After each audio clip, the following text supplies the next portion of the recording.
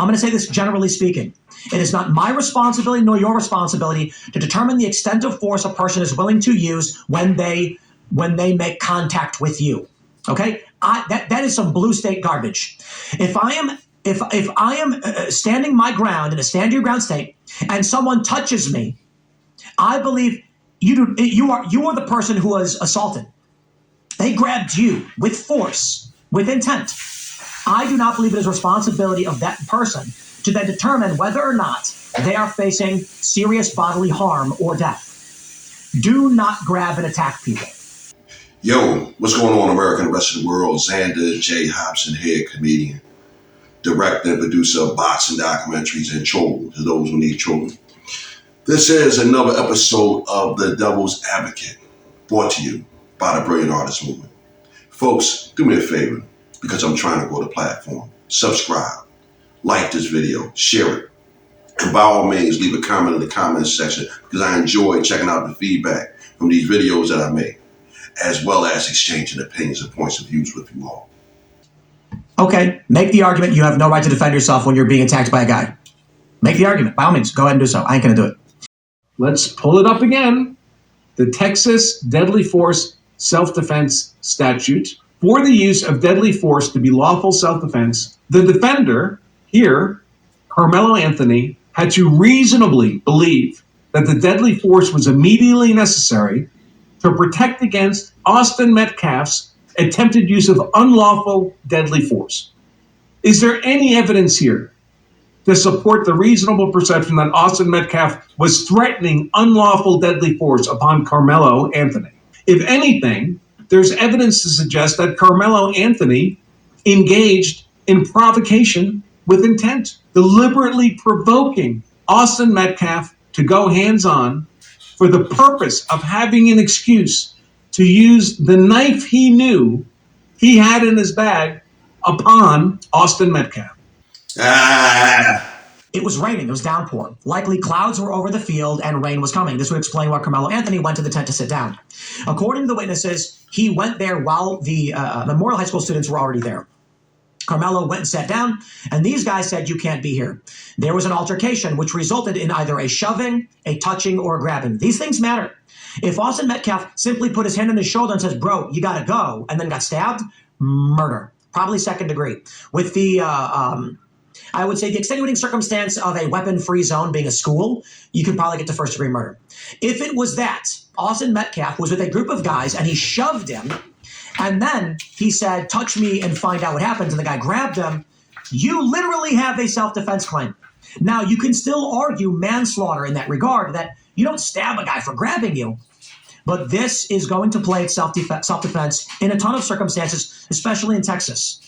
So anyway, April 2nd, 2025, a horrible incident occurred, and it has pretty much divided the nation along racial lines. Carmelo Anthony, a 17-year-old African-American kid, stabbed Austin Metcalf, a 17-year-old white kid.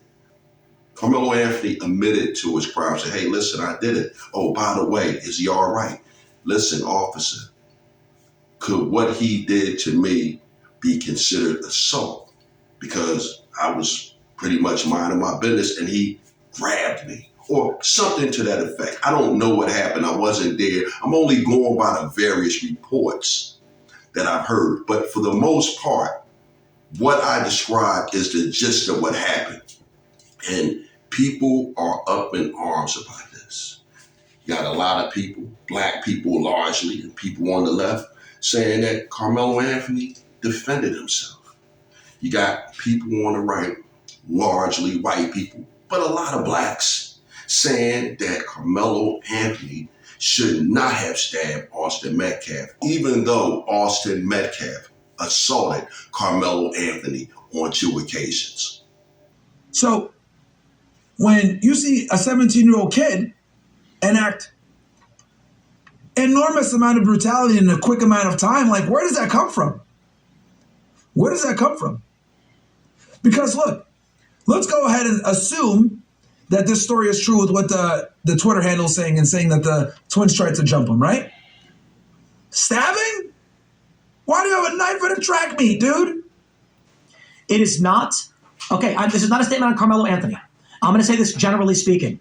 It is not my responsibility nor your responsibility to determine the extent of force a person is willing to use when they make contact with you.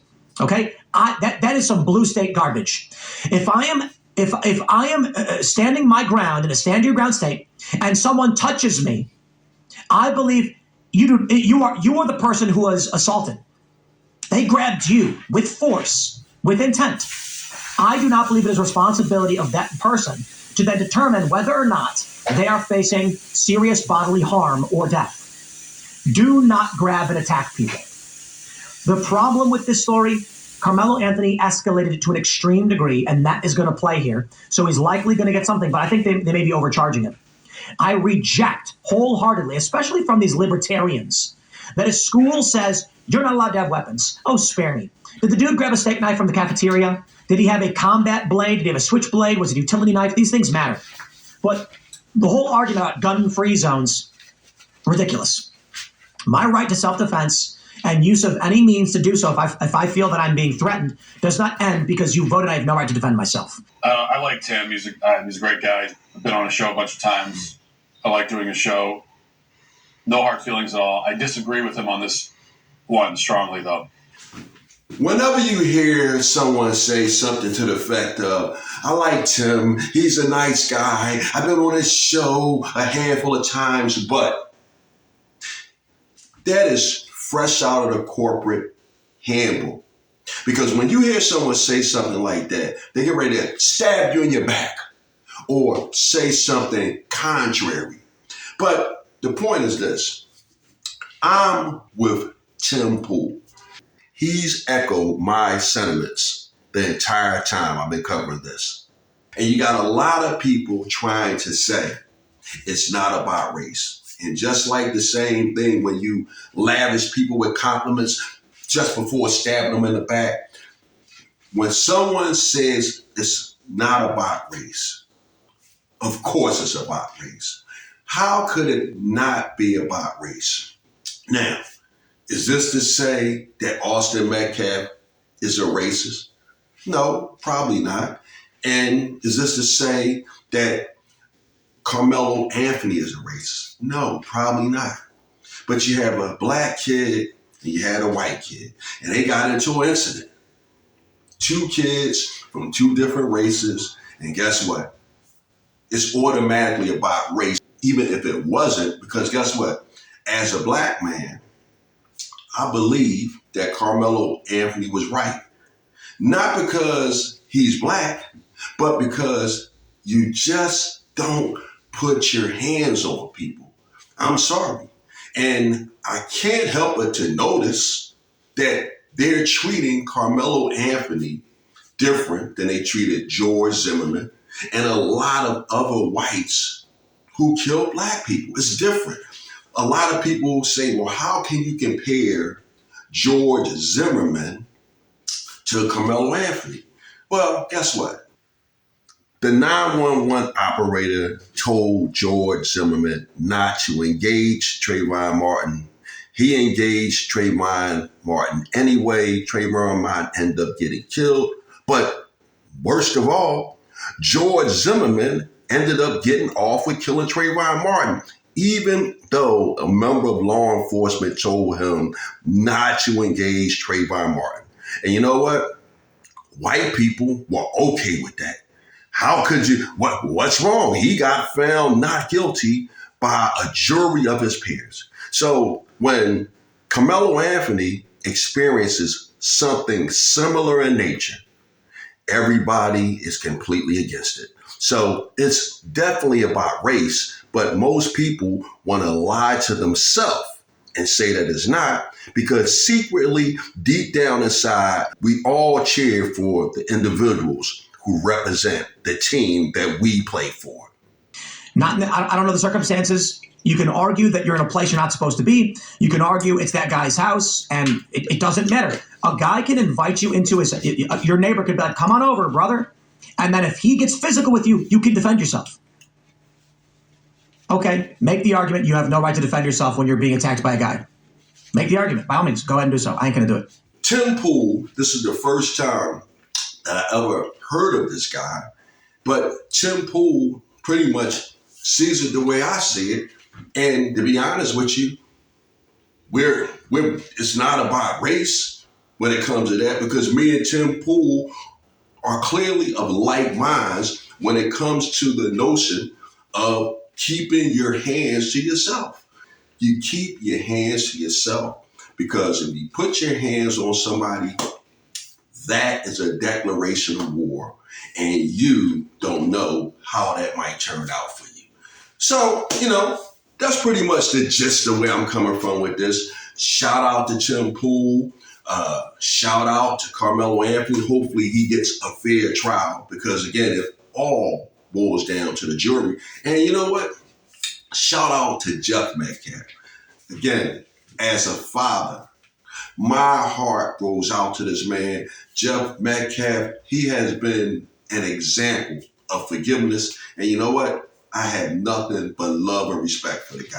Now, somebody on the internet dug up some criminal background past on Jeff Metcalf, and I take it that that's their way of trying to muddy the waters. But you know what? This is how I feel about that criminal report, or whatever it is, negative about Jeff Metcalf. Jeff Metcalf was arrested.